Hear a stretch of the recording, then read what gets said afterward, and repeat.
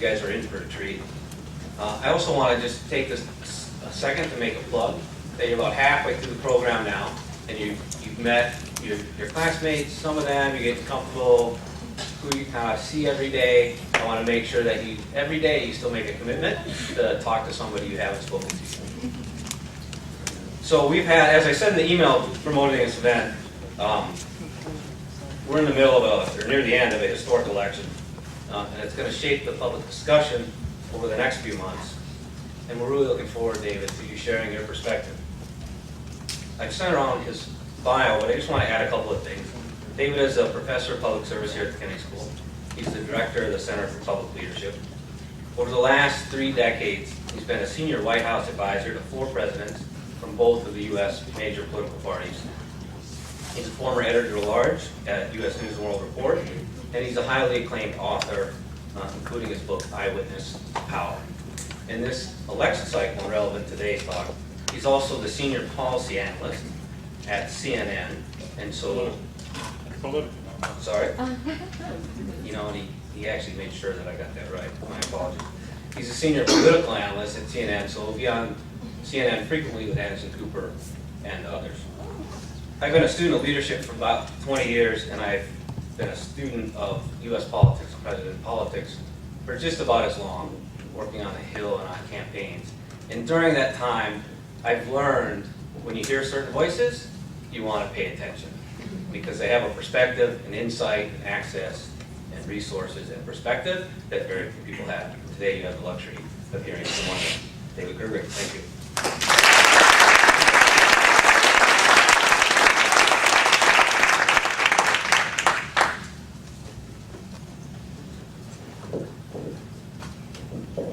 Good afternoon. It's good to see you, welcoming you here, and to welcome you as part of this new mid-career class.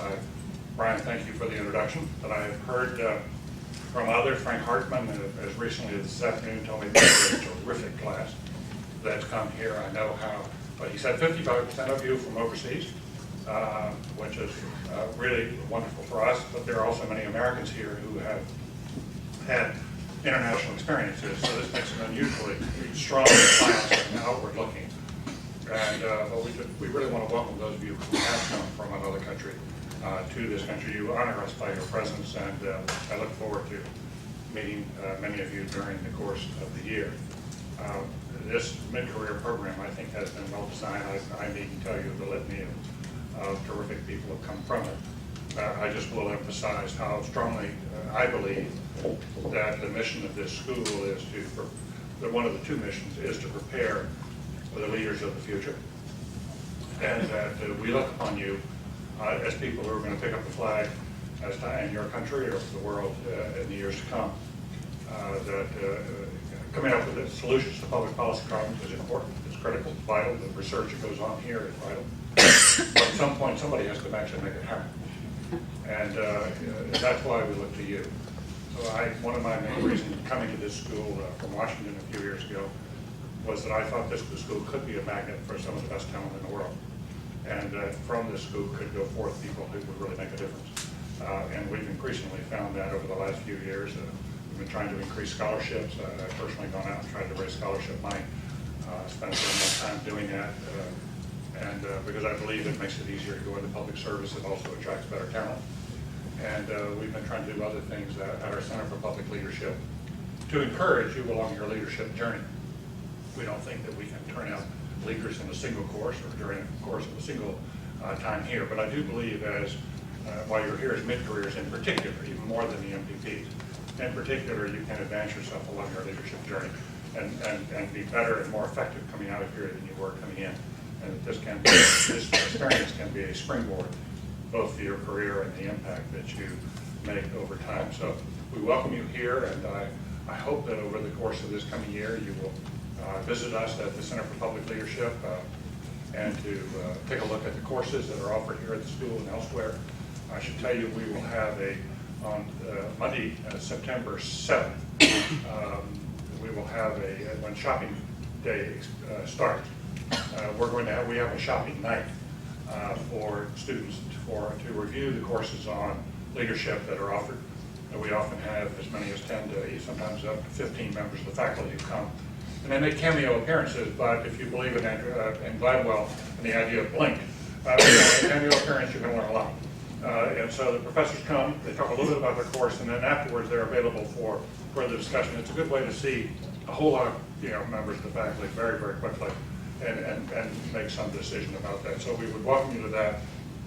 We have an advisory board for the center, and we have other activities. You'll hear more about that as time goes on. You'll hear some about shopping day. And we have a variety of co-curricular programs, workshops that we offer. We're a very student-oriented center. And we would advise you as you think about that. We think that there's some skill-building courses, not only about self-discovery, self-understanding, but about how to handle various situations, everything from social entrepreneurship to various civic kind of activities. I'm very involved in the national service movement. We're having a big event in New York on September 11th, September 12th to try to encourage a culture, build a culture of national service, increase the number of national service jobs, and something called AmeriCorps here in this country. There are a variety of ways that we're trying to build things here at the school that are consistent with leadership development. And we also bring young global leaders here. They'll be coming in December. We have 2 classes of young global leaders, and I hope you'll have a chance to meet them. These are people who are 40 years old who've been selected by the World Economic Forum, identified by the World Economic Forum as rising leaders of the world. And indeed, one of them is in your class. Peter Zantz is in your class. He's a filmmaker and someone I've gotten to know over the last 3 or 4 years, and we're glad that Peter is here. So there are going to be a variety of experiences you'll have, and we welcome you to them. My purpose today really is to talk for a few minutes about American politics, this campaign, where we are, and then open this up to your questions. And we'll try to go, I think this room is available until about 5 o'clock. If you need to leave before that, please feel free to do that. I've cleared much bigger rooms than this before. So, but let me talk to you a little bit about the campaign first. Now, I should confess to you up front, Brian was more than generous in his introduction, that I've been around this track probably too many times. This is my 10th presidential election. I started out as a young kid and working in the trenches for presidential candidates, and more recently have done a lot of kibitzing from the sidelines in television studios. But 10 campaigns does rather date you. That's a long time. Some of you weren't born when the first campaign took place. I'm actually reminded of a fellow who was, an old fellow who was walking through the woods one day and he heard this sound and couldn't see anything. And he heard it again, looked down, and there was a frog by the side of the path. And the frog looked up at him and said, "If you kiss me, I'll turn into a beautiful princess." He said, "Wow, that's really interesting." Reached down, scooped up the frog, put it in his pocket. No kiss. Well, the frog's incredulous, crawls up the side of his jacket and said, "Didn't you hear me? I said, if you kiss me, I'll turn into a beautiful princess." He said, "Yeah, I heard you all right. But at my age, I'd rather have a talking frog."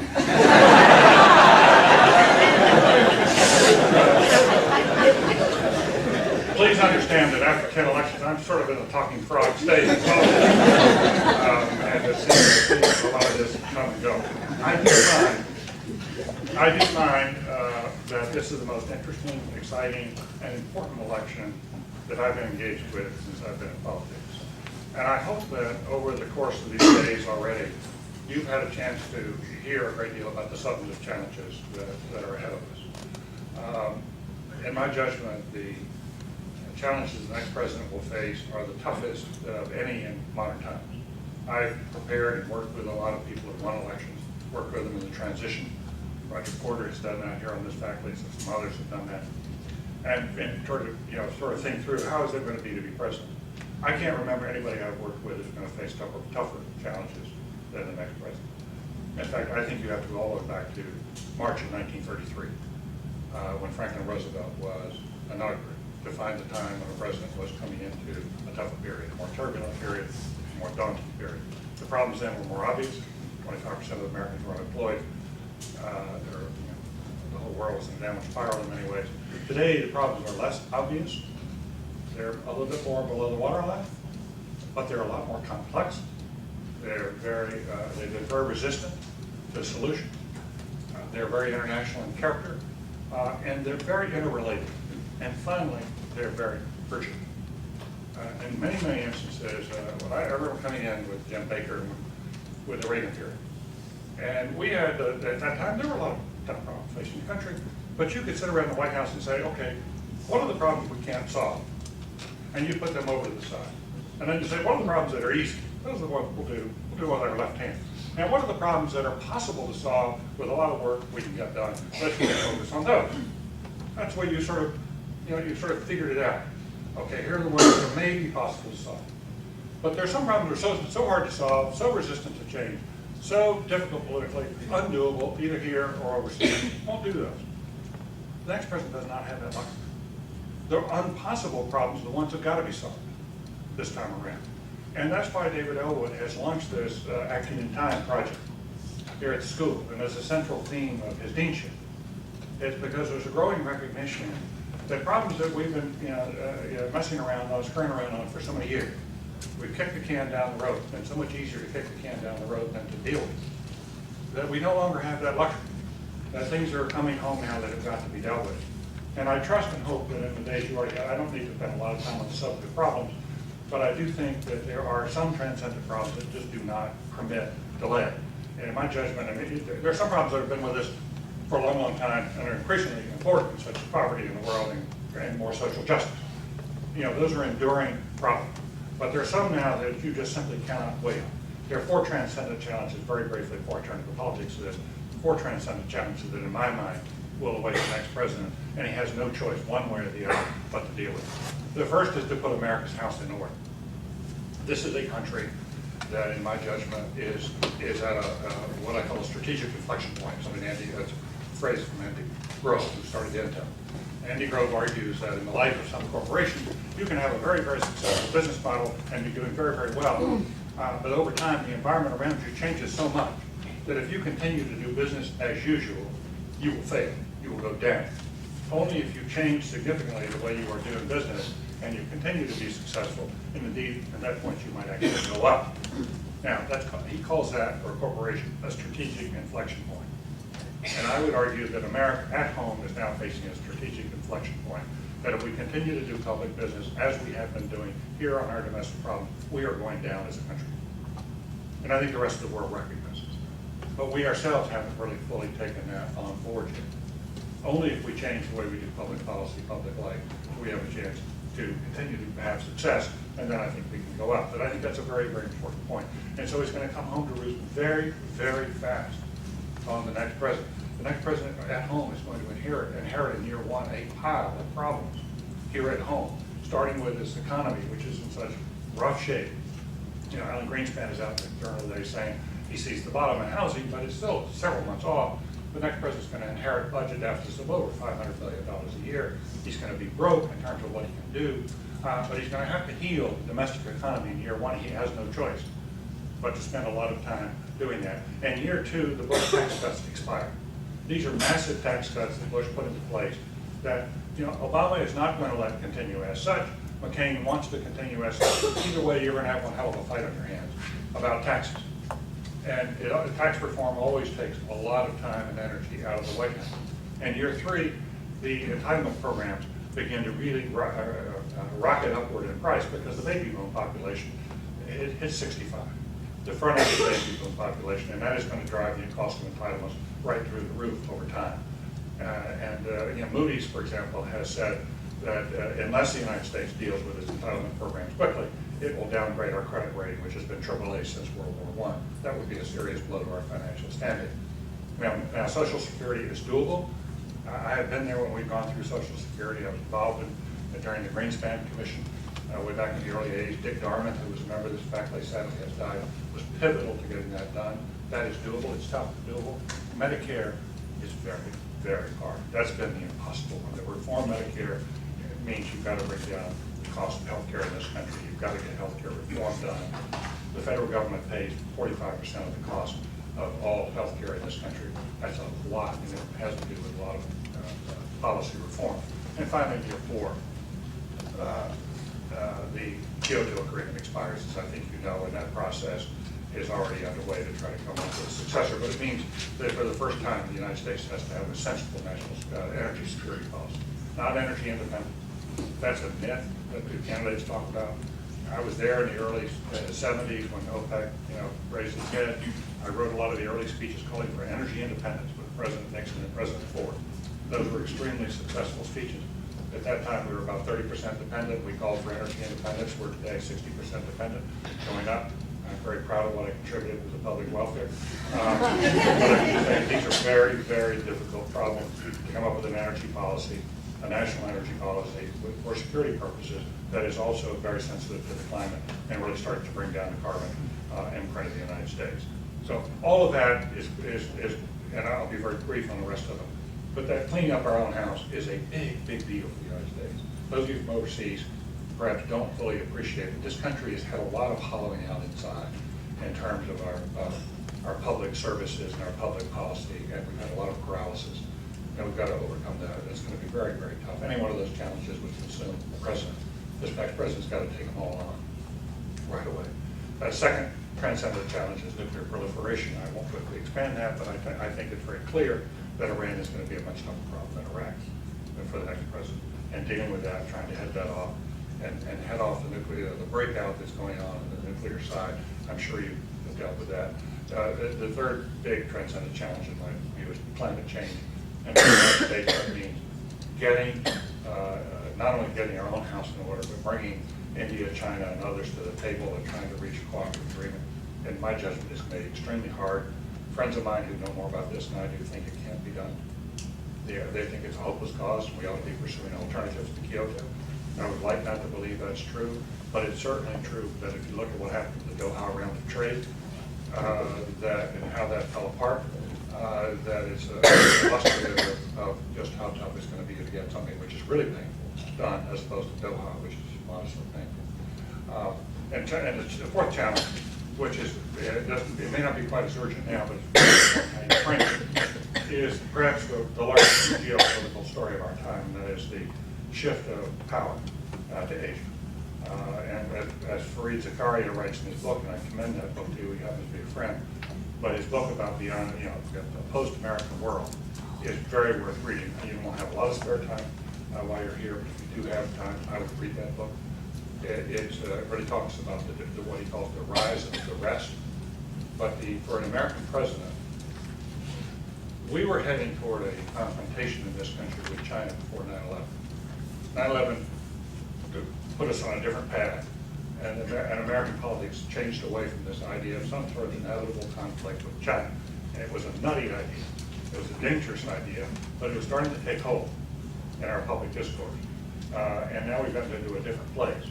But how we deal with China and India, Japan, they're all going to rise. And I think the two challenges are, how do we make sure that as they rise, we don't get into a stupid conflict with them? We really have a peaceful relationship. And how do we, secondly, ensure that when they are at the table, as they will be in a few years, as international power players, how do we ensure that America is still at the table too? Because I think that relates back to whether we get our own house in order. So there are big, big challenges that, as I say, I think you wonder why anybody would want to run for president under these circumstances. But there are always those who do. And fortunately this year, I actually think we have two very interesting, important candidates. So I don't think any discussion about the race can start without an understanding of what's coming. Because what's coming is going to be so much tougher than what we're in now, and tougher for the candidates too.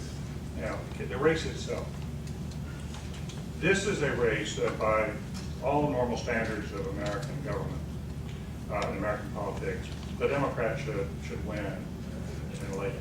It should be essentially a blowout election. The Democrats are, in a normal time, normal rate, in a normal situation, would probably win this election by 8 to 10 points. Certainly 5, but probably 8 to 10. Historically, when one party has held the White House for 8 years, the next election after those 8 years is historically, traditionally won by the out party. People get retired, they want to switch the dial, they want something fresh, the administration runs out of steam, they're looking for something. So we've had 6 such elections since World War II, when one party's held the White House for 2 terms. 6 such elections, 5 out of 6, the out party has won. The only exception was when we had an exceptionally popular president, and that was Reagan. And after 8 years, in 1988, we had a third Reagan election, Reagan 3 as it's often called. and Bush Sr. won and went to the White House. That's the only time. So the odds in favor, but then you put on top of that, I talked about an exceptionally popular president, right? Now we have an exceptionally unpopular president, and Bush. I mean, his numbers today are lower, his approval ratings are lower than those of Richard Nixon on the day Nixon resigned. And I was there when Nixon resigned. I was there when Grover Cleveland took office. I was there when Nixon resigned, and I couldn't believe we would ever find a time when a president would be that unpopular. Those are, I remember when Jerry Ford took office, and he said, the long national nightmare is over. That was a line that was very compelling from his acceptance. And now here we are. And it's not just the war, as popular as that is. The economy is really beginning to hurt a lot of Americans. Most of the people that you see around Cambridge are pretty affluent. This has not been a terrible time for them. But for the vast bulk of Americans, these have not been good years economically. The economists will tell you, some disagree with these numbers, most economists will tell you that the economic growth rate under Bush has been the lowest since White Eisenhower, back in the 1950s. The job growth rate has been the lowest since the Second World War. Poverty went down under Clinton, it has gone up under Bush. Average wages went up under Clinton, they have drifted downward under Bush. So you take all that together, that's a slam dunk. For the out party, you said, well, all you gotta do is show up.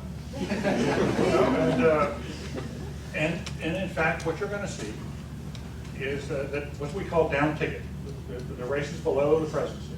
The Democrats are going to do pretty darn well. They're going to pick up a sizable number in the House, and they're going to pick up a sizable number in the Senate. We don't know. In the House, anywhere 12 to 20, could go higher. In the Senate, it's at least 3 and probably 6, 7 net. I don't think they'll get to 60, which is a magic number, but they'll get high enough to really have a powerhouse there. And Nancy Pelosi will be even more powerful in the House, and Jack Reed will be more, Harry Reid will be more powerful in the Senate. And that's a big change in American politics. It's worth understanding this is a big, big change. I lived in Northern Virginia for many years while I was working in Washington. And one of the people who I got to know and befriended there was a fellow named John Warner. And John Warner asked me, when he first ran for the Senate, this was 5 terms ago, he asked me, would I help him, which I did. And it was a wonderfully interesting race. He was married to Liz Taylor. Elizabeth Taylor, the actress. And anytime you're married to Elizabeth Taylor, it gets a little feisty, a little more interesting. You just hear about. And the Democrats had a slogan that year. They said, running against John Warner, said, why should Elizabeth Taylor's 7th choice be Virginia's first choice? Pretty good question, right? Anyway, John Warner won, and I think he's been a very good senator. He's been one of the lions of the Senate along with Teddy Kennedy. He's sort of on the Republican side, one of the lions. And normally in that situation, you sort of handpick your successor. You figure out and he's stepping down this year. But his successor is not going to win. The office is going to go to the other Warner, Mark Warner, Democrat, no relationship. He'll be watch him this coming week or 10 days from now at the Democratic Convention. He's going to be the keynote speaker there, but he's going to win in a walk in Virginia. And this state, which has been a stronghold of Republicans now since the 1960s, is going to have a Democratic governor and 2 Democratic senators. That's a big, big change. And you see that happening in a number of other states down ticket. So there's this Democratic tide that started running a couple years ago and is going to run in this election. The drama, suspense is, and it's to some degree the mystery, is why in those circumstances is the presidential race so close? You've got a situation now where Barack Obama is ahead. He's been pretty steadily ahead since he won the nomination. Only 1 or 2 polls, a few polls have shown McCain ahead, but generally speaking, Obama's been up about 3, 4, 5 points. Choose your poll. And some of the polls, are, it's hard to judge exactly what's going on because of the cell phone problem. But there are the polls, the Gallup tracking poll, which does reach cell phone. So you can't just say it's a cell phone issue that's holding us back. There is something else going on to keep this close. And what I would suggest to you is that what we see is very, very much a contest between the old order of American politics and a new order, the old order which is struggling to hang on, and a new order that's waiting to be born. And it's not clear where the country is at this point. It is pretty clear where the country is going over time, but it's not clear where we are at this point in time, which is so critical. And it's so meaningful to us and to the world. I'll give you three elements for this. One is clearly the racial issue and the diversity issue. John McCain, as Hillary Clinton did, represents the old order in terms of racial identity. And Hillary was obviously a breakthrough as a woman, but she was still white, and there was a reason a lot of whites rallied to her. And Barack Obama represents an America that traditional Americans, especially living in rural areas, have not been much exposed to. If you're living in San Francisco, you see a lot of this. You see many, many people with diverse backgrounds, parents from two different parts of the world, and you see a lot of, you see it in in a lot of urban areas all over the country. And we are increasingly, and young people are increasingly embracing this idea of gender, racial identity mix and just general mix, but a lot of America is not quite comfortable with that yet.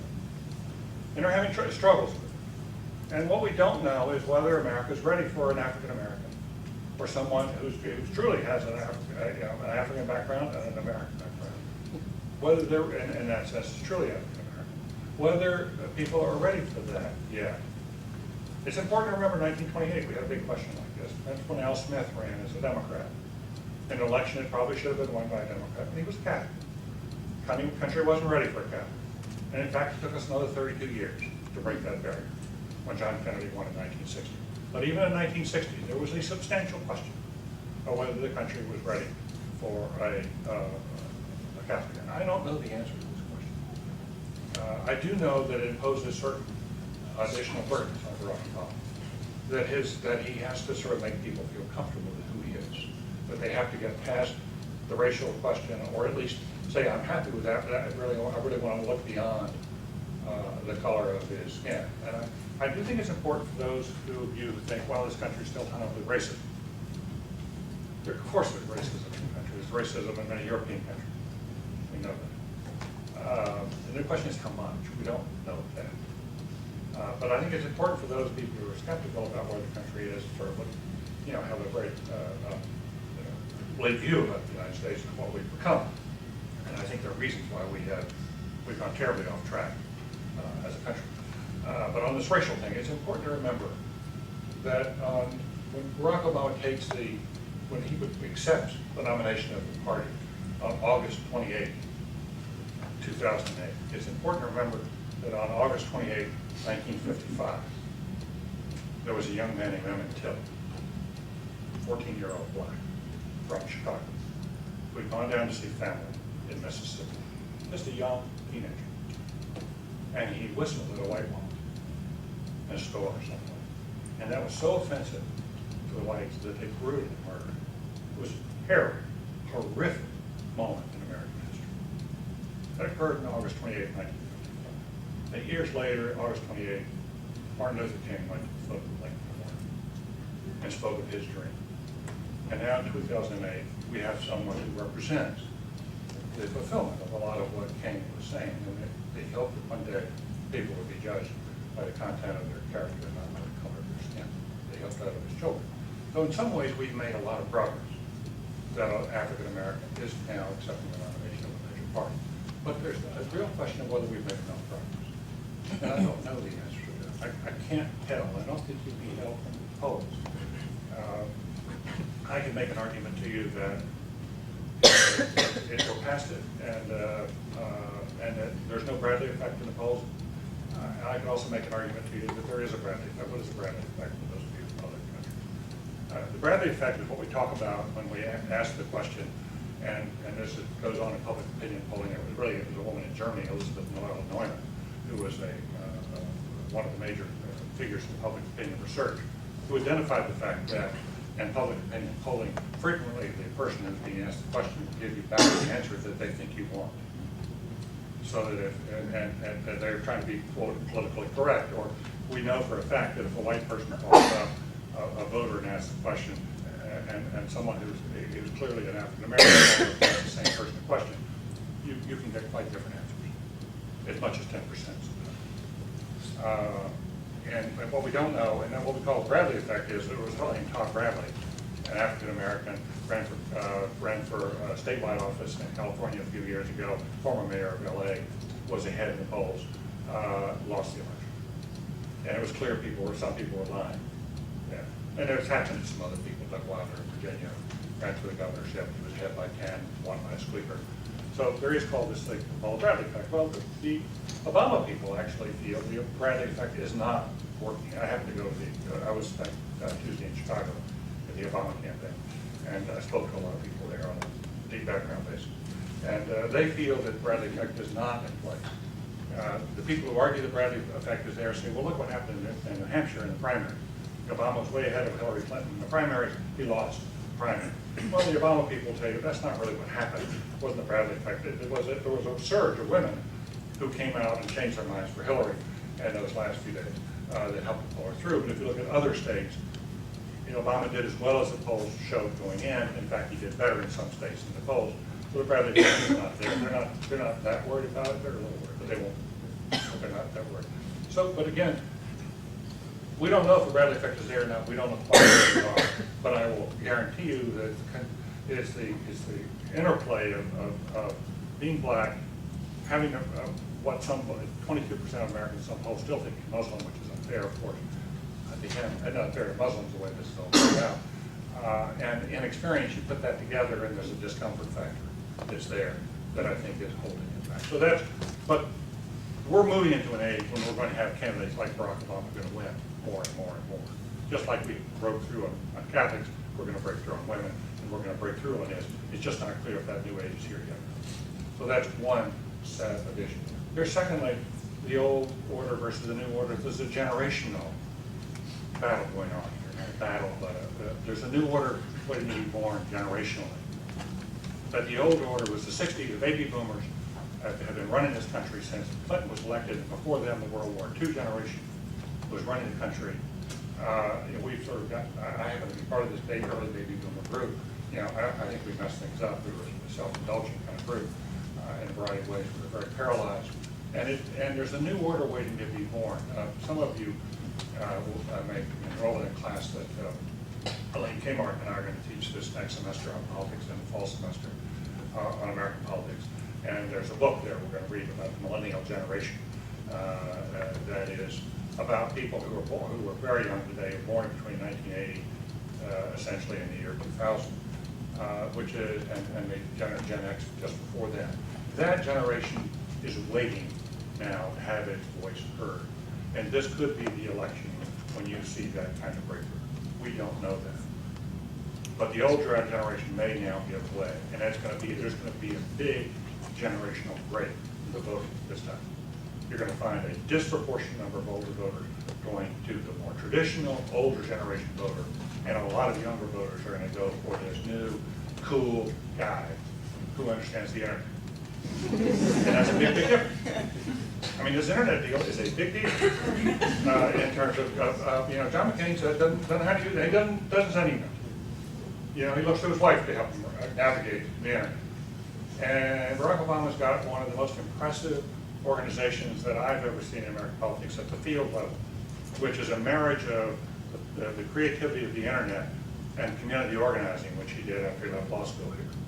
And to put those two things together, and it is what may win the election for them in the long run. They have 2,700 field operatives they're putting into the 18 battleground states, and those 2,700 people are going to be working with tons and tons of volunteers to register voters, to make calls, to knock on doors, and to make all this happen. And that's going to be an extremely impressive and extremely vital part of the campaign. And that whole organization is run through the internet. There's a reason they're going to announce the vice presidential candidate on text messaging and on the internet. A lot of people are going to hear through their cell phone. Never been done before. Why are they doing that? They're going to get that many more people to sign up. They've got 5 million people now signed up. They have the internet addresses for 5 million people. That's an impressive list. We've never seen that before. That's the new generation waiting to be born. That is, and are we there yet? We don't know, but we're in transition to it. But will it happen this election? Don't know. Uncertain.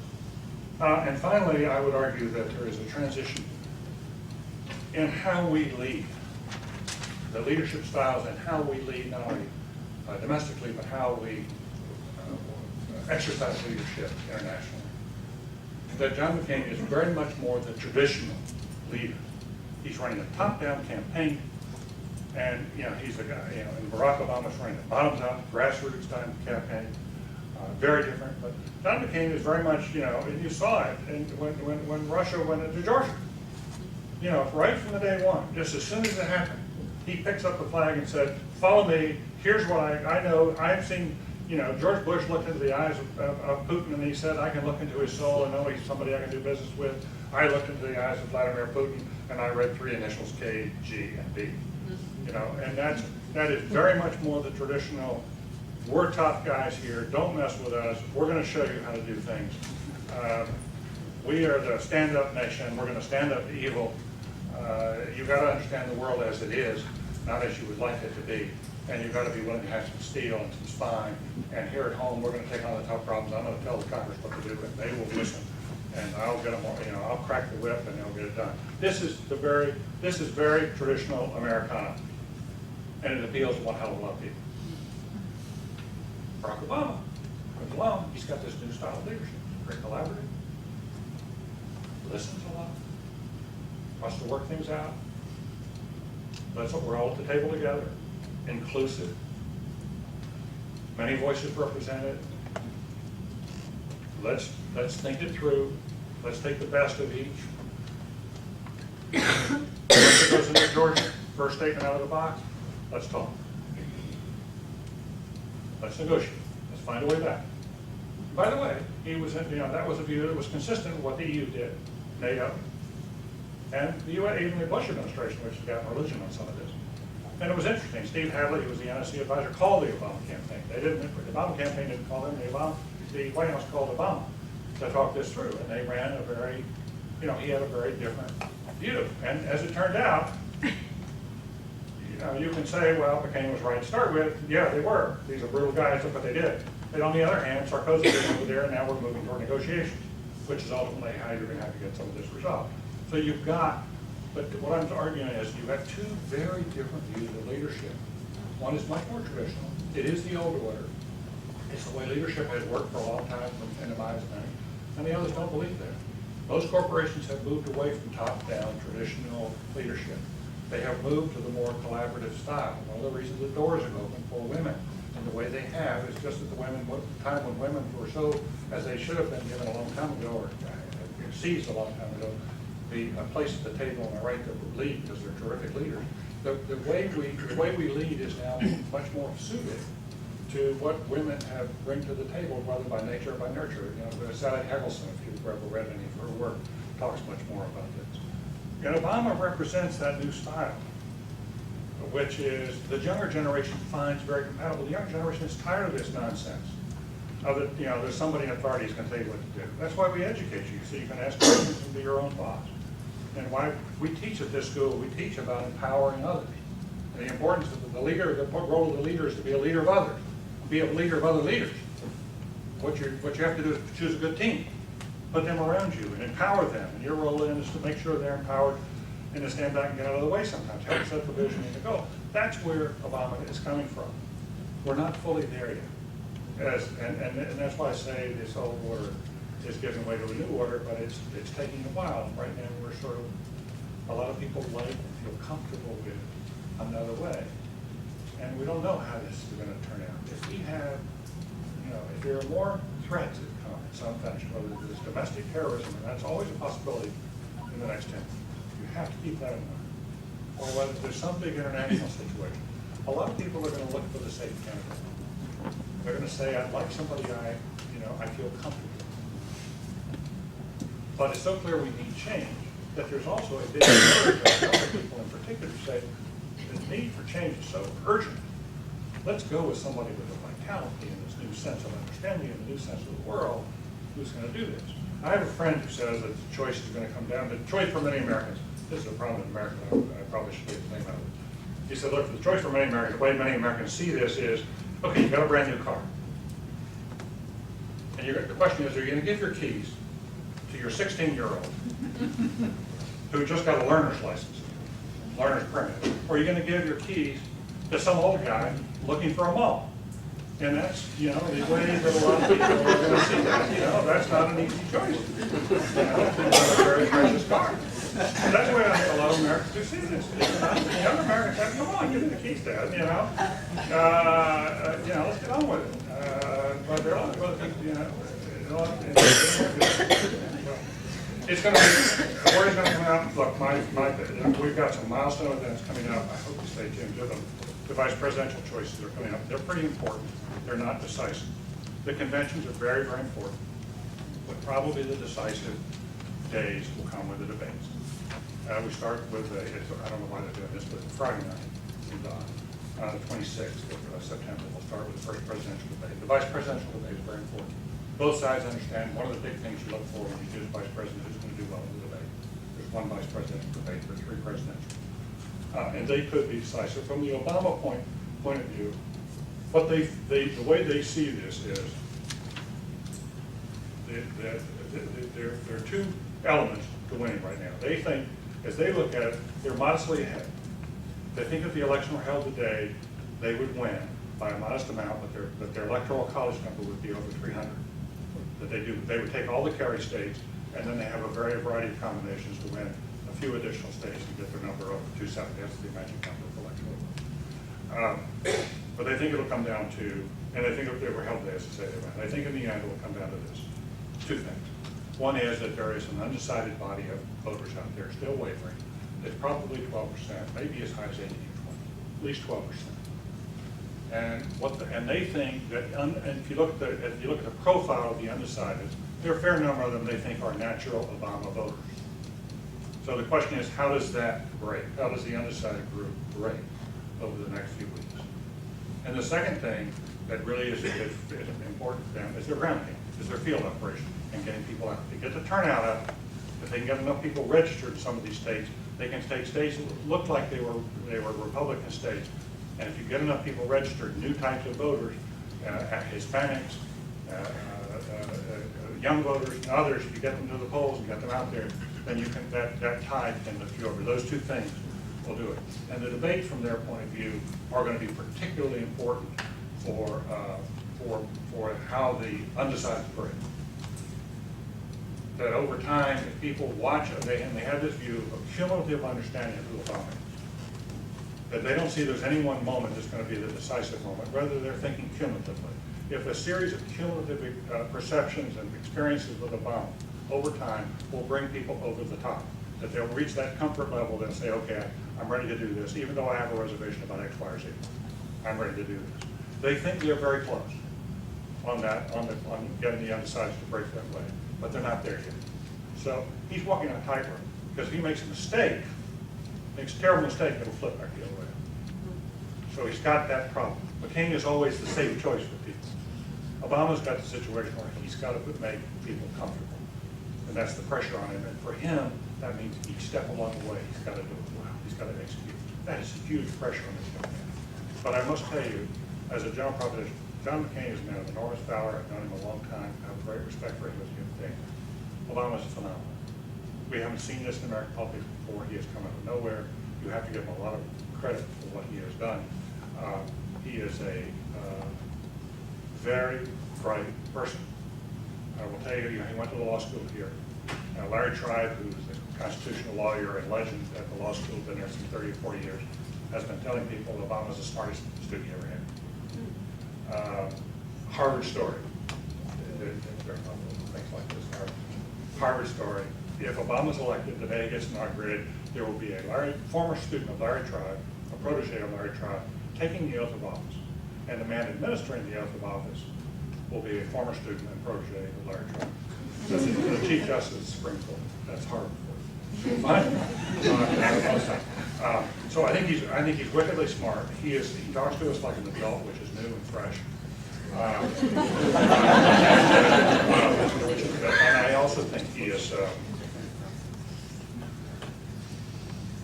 He's gifted with his oratory, and I could speak here for the rest of the afternoon about his oratorical power and the echoes one hears from King and Kennedy and others. But I also think he represents something new. I think he does represent this new order. And he is a wonderful standard bearer for the new order. What I don't know yet is whether America is ready to embrace the new order. I just don't know. I think he's likely to win. I think the chances are about 60%. Obama's going to win. But I do think that the Republicans feel 40% chance is much better than they thought they had. And so it's going to be a very strikingly interesting election. I hope you will stay tuned. This will be history. You'll remember this election all your life. Thank you very much.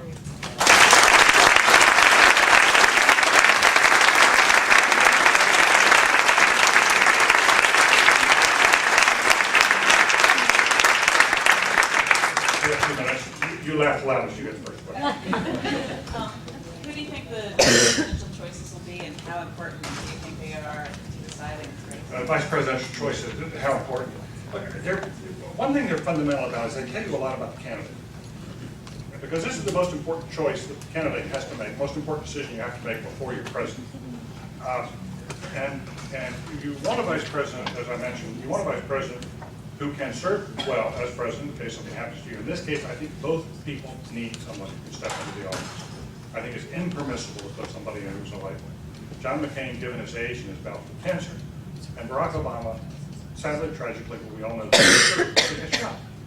We live in a country with too many guns, and something can happen. And I'm going to say security has not been all it should have been. I think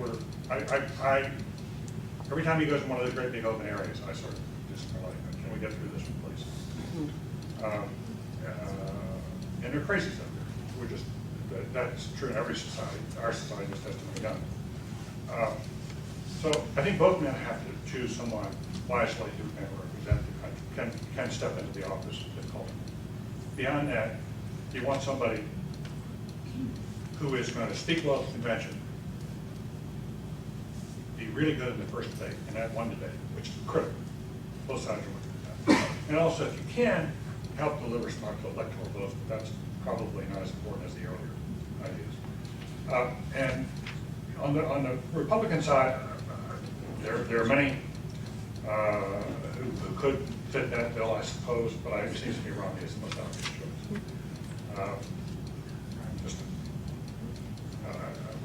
We got Brian here. Brian, we'll go over a little bit over time. Everybody will stick around for? Well, I mean, do we need to go up the room? No, we're good on that. Okay, we will go. So I'll okay one His Mormonism has always been a big issue, but I think as vice president it doesn't matter much. But there's been this hang-up in America about Mormons, as you know. And Sam Nunn, the Democrat, likes to tell a story about the first Mormon who was elected to the United States Senate. His name was Senator Smoot. Yes, for those of you who follow trade, Smoot-Hawley. And there was this big debate in the U.S. Senate about whether he should be allowed to sit there. I mean, literally had this debate. And because of all the multiple wives of Mormonism and all the rest, and finally some Baptist senator got up and said, "Gentlemen, I move that we accept Mr. Smoot as a member of our body. As far as I'm concerned, I would rather have a polygamist who does not polig than a monogamist who does not monog." So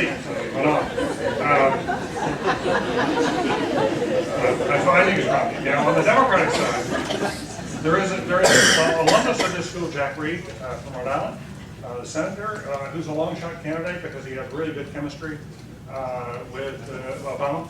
They went to Iraq together along with Chuck Hagel. But I think it more likely it will settle down to Evan Bayh of Indiana versus Joe Biden of Delaware versus Tim Kaine, the governor of Virginia. There are a lot of reasons to think that Kaine is unlikely. So it appears that it's coming down to Biden versus Bayh. I have a contrarian view, and that is I'm someone who thought for a long time that an Obama-Clinton ticket made no sense. I've completely changed position on that. I think under the circumstances, given the closeness of this race, that if I were advising Obama, I'd say I'd look hard at Hillary. And I had to invite Hillary on the ticket. I say that because I think it's critical, whatever the baggage is, whatever the issues are, two things are certain. You have to unite the party coming out of the convention. We just this afternoon, CNN's moving a story that they are going to allow a nomination roll call with Hillary's name on it. That the Obama people agreed to that. we'll wait and see. I think it's striking when I was out there. I also learned it's going to be in the afternoon. Thank you very much. Which is smart. But anyway, I think it's important that you unite your party. And there are examples of that. When Jack Kennedy took Lyndon Johnson in 1960, he did not want Lyndon. The blood wasn't good. Bobby Kennedy definitely did not want Lyndon. After Jack asked him and Lyndon accepted, Bobby went to see Lyndon 3 times to try to talk him out of it. I mean, they really didn't want him on the ticket. But the truth was it united the party and won the election. I mean, Kennedy wouldn't have been elected without Johnson on the ticket. He carried Texas part into it. So I think that, I think you need that. And secondly, Hillary has said all along that the Republican attack machine is going to crank up against Obama. And we saw that last couple of weeks, and this is just the beginning. And it's not in Obama's nature to strike back hard. It's just not how the way he likes to play politics. He represents a new order. And you know, I'm not saying he can't do it, I just don't think it's in his nature to do it. And in that situation, you need somebody in the entourage who's a fighter, who's willing to fight. Because you can't let them just hit you and hit you without striking back. There's got to be a price for doing it. And there's no one better at fighting than athletes. They know how to do it. And so from my point of view, I think she has excitement. She's going to get, if she's on the ticket, everywhere she goes, she's going to get a lot of prestige. And what do you do? If you're Obama, you got 18 states that are your battleground. You physically can't get across to do all 18 states. You need a vice presidential candidate who's going to go into those states and speak for you and get big crowds and get a lot of excitement going. And I think she does that for you. Now, I know that there'll be some divisions over that. I'm sure if you look at it, Virginia will be a lot harder to get. North Carolina will go. It will be gone if Hillary's on the table. There are some places like that that are battleground states that will go the other way. But Ohio, Pennsylvania, Michigan, she's really open. And those are the big pivotal states. So, now look, the day after the election, he'll have a problem.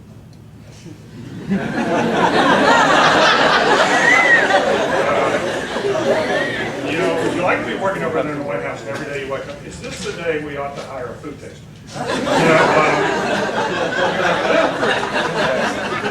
And what's the big guy doing over there? It's 3 o'clock in the afternoon, he's sitting around over there with nothing to do. You know, what's going on? So you got to worry a little bit. But my experience, and I've talked to Republican chiefs of staff in my great respect, and they reminded me, look, they said, look, when you're president, you got a vice president gets out of line, you can cut them off at the knees. You've got that power. You can marginalize them. That, here's a list of funerals, and see you later. So you've got to, there are ways you can deal with that. And so, from my point of view, we got to do that. But do I think they're doing it? No. I think it's a mistake. I don't even think, before you do that, you got to vet really closely. I mean, this is just an off the record section, I assume the Crimson's not here. But if you're vetting, you've got to ask Bill, I need to see your list of donors for your library and for global initiative. You refuse to make those public, we got to see them before we go. We can't do this without them. As far as I know, they never asked for that list. So in that sense, I think it's not likely to happen. But those are the questions you'd have to ask as preliminary. I think it'll be fine, and as I say, I'm an advocate. But I don't think, when I was at the Obama headquarters, I did not think that argument was going far. Please. How did Hillary Clinton go from being the presumptive nominee in everyone's mind? Now everyone thinks Obama's great, but at the time, if you go back, very few people gave him a chance. He was in the state legislature 5 years ago. How did he win? Well, there's no question that she lost it, but he also won it. I think it was equal. But I commend you if you haven't read it already. There's a new piece in the new issue of the Atlantic has this piece that's probably on the internet by Joshua Green, I think his name is. Which is a very good piece. He got all the memos. He got the Mark Penn memos, nothing like that. And if you read about the internecine strife that was underway there and her inability to bring that together, I think it'll give you a very, very good understanding of why they hadn't planned ahead fully. They were a divided team. They were divided about what they were doing, what their strategy was. And at the very moment that the reality hit them that they had to have a very serious campaign after Super Tuesday, they didn't have any money. And they couldn't compete. I mean, they misjudged the caucuses. They misjudged the way the whole thing was going to go. And the Obama has run a very, very good campaign. I mean, this guy is a good campaigner. From best I can tell, he has a better political campaign team than McCain does But I have to tell you that on the issues, I think McCain has done better than Obama has out of the box on some of these issues, like drilling, which he hit like that, and he's got some traction on. And Obama had a hard time finding it. But I think the Obama campaign team is superb compared to the Hillary team. And it made a big, big difference. I mean, the caucuses counted for one heck of a lot more than they understood. I mean, just to give you a brief example. We in the commentariat, so to speak, focused heavily on Super Tuesday, on the big, rich primary, where you had a massive number of voters going to go, and that's what Hillary focused on. Got to win New Jersey. Win New Jersey big time. That's a big, big victory. And the Obama team said, okay, New Jersey's important, but by the way, it's a place called Idaho out here. Now, Idaho was a caucus state, and it's what's called a flyover state. Most Americans never see Idaho because they fly over. Obama landed there and went and organized. He put his field team together on this small caucus state that the Clinton people dismissed as not important. And then when you added up the two states, Idaho and New Jersey, in terms of the delegate count that night, Hillary swept New Jersey, he swept Idaho, and if you added up the delegates from the two states, he came out one delegate ahead, adding up the two states. Now that's smart politics. I mean, he just had a really, really good team. And I think that he surprised them. And that's one of the reasons I think Bill's so angry. I mean, I think he felt this was theirs. He thought, they took it away from us. And they also think they're sexist and all the rest. But there's some bitterness. I submit Iraq is one of the challenges that you listed, where people practices on Iran rather. Yeah. Why? Well, I think that Iraq is, I think it's a much more manageable problem. I hope we'll have Petraeus here for some time before the end of the year, while you're here. He has a son over at MIT, and he's come here once. We did a video with him last year. I've gotten to know him a little bit. And we have a couple of students coming into your class who are Petraeus studying. And I think he's done a marvelous one. He's an unbelievably good leader. And he got a much better strategy, and he had great support from the troops. But I just think we're moving in a place into a direction where it's more manageable. Not out of the question, but if you look at Iran, I think those problems are going to be I don't think we know where that's coming out.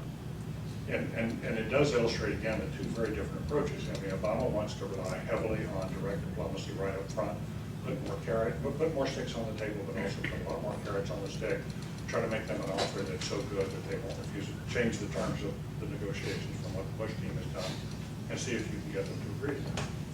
If they don't agree, then he's got to go. Because as they move down the track and get to the verge of having a nuclear weapon, the Israelis are going to get more and more and more nervous. You can already see this playing out in the Israeli political campaign right now. Where the two candidates for the succeed only are both competing with each other about how tough to be with Iran, but they're both treating it as a 12 to 20, 18-month problem. If somebody has got to act within 12 to 18 months, that's a very short window. So you've got to deal with the Israelis, and then you've got this huge question of what if you hold off the Israelis and they actually get a weapon, or are very near getting a weapon? What do you do? Now, McCain has promised he will move to military action. Obama hasn't gotten there yet. And I will tell you, there are very prominent moderate Republicans who have held major positions of responsibility, who would prefer to have deterrence rather than a bombing campaign. And the military would clearly, our military would clearly, and I've never met anybody in the Army who wants to do this with military action. So what I'm hearing from my moderate Republican friends is, let's try negotiations. If that doesn't work, let's try deterrence. If that doesn't work, then our last option is military action. But let's not do that. It'll be impossibly helpful. Whereas the neocons are saying, time is not on our side. We got to move quickly. It means military action is right over the horizon. I'm just telling you, when you get into this, and you do a lot more about this, you'll know a lot more about this at the end of the year than I do, because you'll study it more closely. But I think you'll come to the conclusion that these are really bad options. And if we can possibly get through negotiations, we ought to do that. And that's why I just think, and it's very dangerous. I mean, we're just starting to see, this Russian thing is an example of the kind of dangerous world we're moving into. The a lot of more other powers, the U.S. not as strong as it once was, U.S. not as respected. Our word doesn't mean as much. Great nations are rising and asserting themselves, whether it's on trade or as in Georgia. These are very, very, it's going to take a lot of skill. And the Obama question is, are you going to be experienced enough to make the right decisions? When you're here, you'll study Kennedy. Early Kennedy coming into office made a lot of mistakes. Late Kennedy, terrific, great growth on the job. One more, we'll stop. If Clinton is not on the ticket, how does Obama deal with the fact that during the Democratic primary, among Democrats, he lost all those big states? Does that come back to haunt him in the general election? Well, look, here's the thing.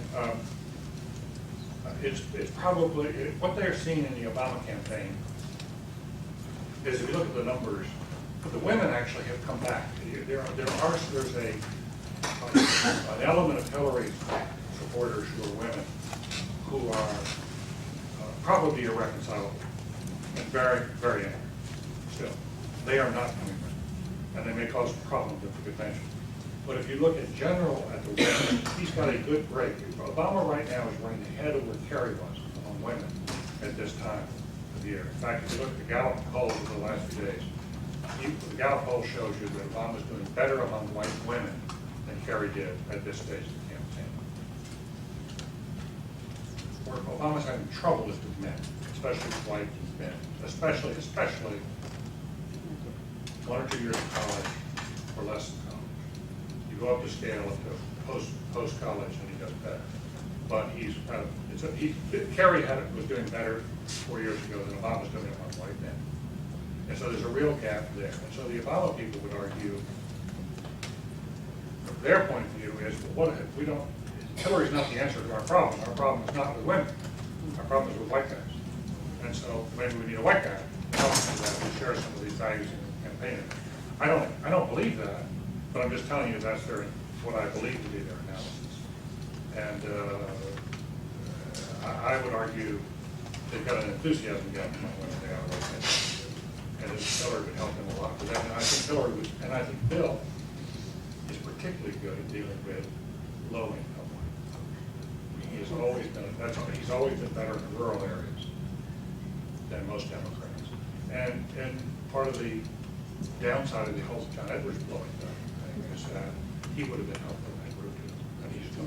He can't use it. So this is this issue of white lower income, less educated males going heavily forward. And I think Hillary can also help you, by the way, with older voters. And that break is still a little unclear. The older voters right now are real. Again, it's this more the old order versus the new order. To me, it's the lens through which to see a lot of this. Listen, this is terrific. You guys have been very good. I welcome you here to the day school. Thank you.